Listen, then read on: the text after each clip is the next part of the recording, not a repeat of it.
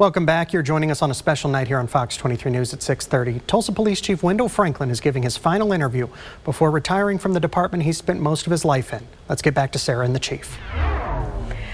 Personally, how has Chief changed you? I know you talked a little bit about it in your news conference when you first, announced this, but it does change you. It does.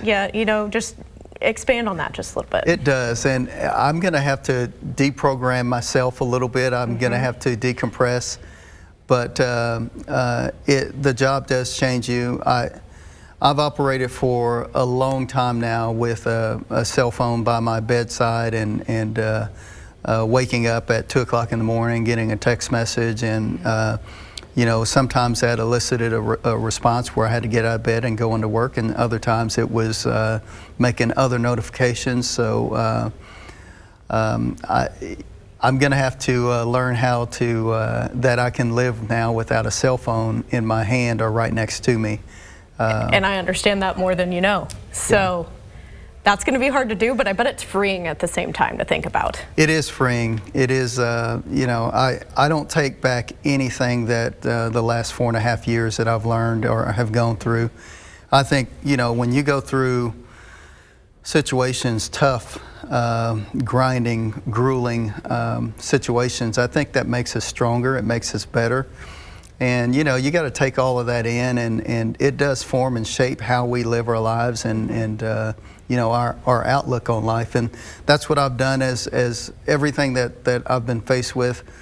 I've just taken it all in, and it does mold and shape me, and I hope I come out a better person in the end. Yeah. Growing, and it has not been easy. I mean, we talked about, of course, Sergeant Johnson. You've got the pandemic. The massive flooding was a little bit earlier than that, but we've had other natural disasters. We have the Father's Day storm. We have the St. Francis shooting.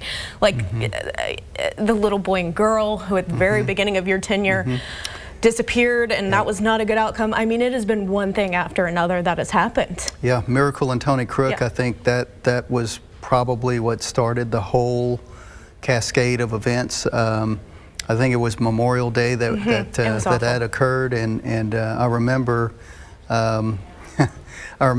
Jeannie Pierce, our communications person, called me from. I was at home that Sunday and said, "Hey, we need to do something else. We're not finding these kids." And I said, "Okay, what do we need to do?" And and this is just a few weeks in as chief. Nobody tells you how to be a chief. She said, "We need to get the media involved." And I said, "Okay, how do we do that?" She goes, "Well, if I put out that you're going to come in and do an interview and do a press conference, then they will get everybody into the into the field." True. And so that's what we pushed out, and we started hitting the media hard about it, and the outcome wasn't what we wanted. No. It wasn't what we wanted, but we were certainly able to bring some closure, I think, to that whole tragedy that occurred. Yeah, it was a tough time. It was. Also, another thing that was going on, the Black Lives Matter movement, all of that stuff going on in the middle of all that. How was that for you as Tulsa's first black police chief in the middle of all that? Yeah, that was pretty tough. Internally we had to deal with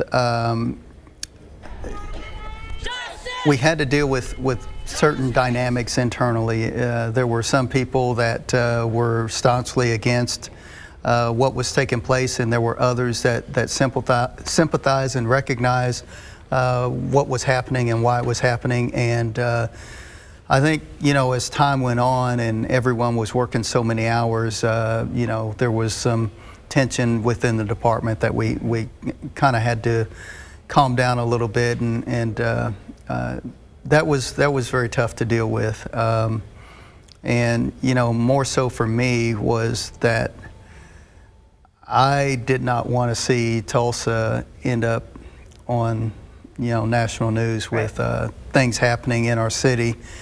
And I think we did an incredible job. I think the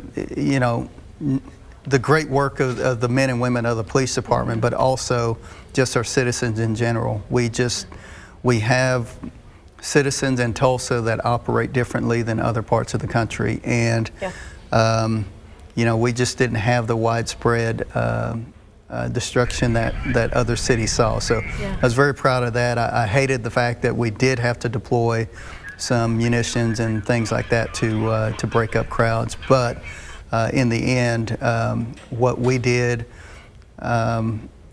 made Tulsa safer, and we also did it in a very respectful way, I think. The folks in our Black community now, what do you want as you go out them to know about our police department moving forward? You know, I have always, I did not want to focus on my race as a part of being the chief.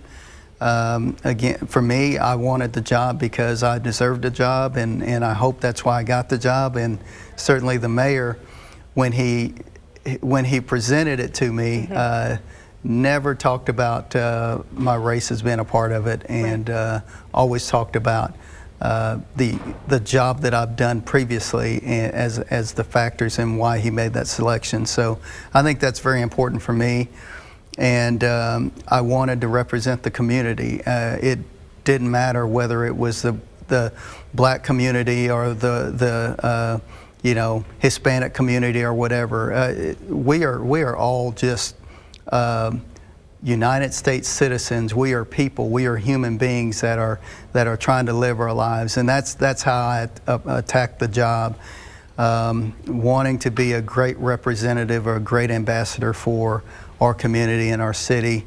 And my hope is that the way I represented transcended all races. So that's kind of the way I approached it.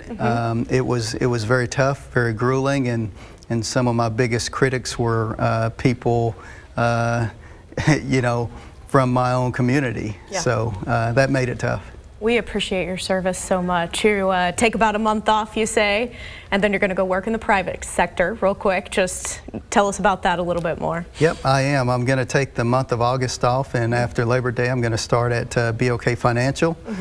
And it's going to be a different pace. It's you know, it's going to be a tough job, and there's a lot to it, but I think I can take on about any role at this point, because leaving this job behind and having gone through what I've gone through, I'm pretty confident in my ability to, you know, take on anything else. Absolutely.